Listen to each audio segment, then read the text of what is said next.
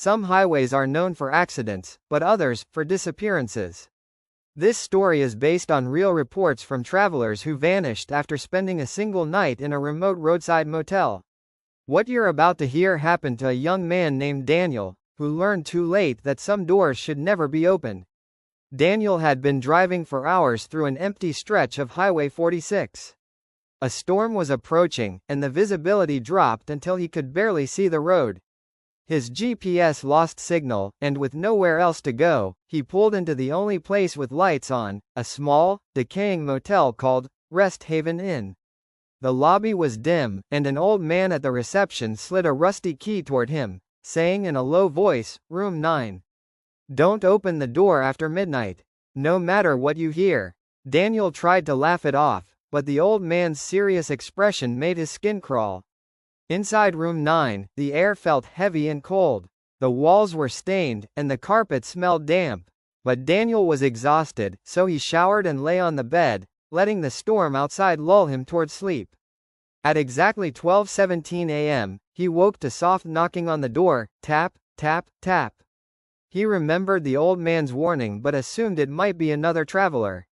However, when he approached the door, he noticed the peephole was completely black, like someone was blocking it from the outside. The knocking grew louder, and then a woman's whisper came. "Please, let me in, it's freezing out here." Something in her voice felt unnatural, hollow, wrong. Daniel stepped away, deciding not to open.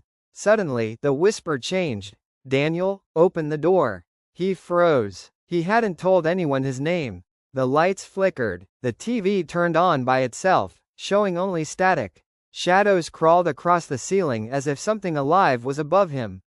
The knocking stopped, and for a moment everything went silent, until he heard slow, heavy breathing coming from under the bed. Heart racing, he dropped to the floor and lifted the blanket, but there was nothing except darkness. The floorboards began to creak. Something large crawled beneath them, moving toward the bathroom. The bathroom door creaked open on its own, and the shower curtain shifted even though no wind was blowing. Daniel, terrified but curious, entered the bathroom and pulled the curtain back. Nothing. But then he saw the mirror fogging up on its own, and words slowly appeared. "Let me inside."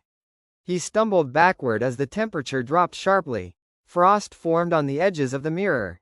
Through the open door, he saw a tall, crooked shadow standing in the far corner of the room. Its limbs were unnaturally long, its head tilted, and its fingers dragged across the wall leaving deep scratches.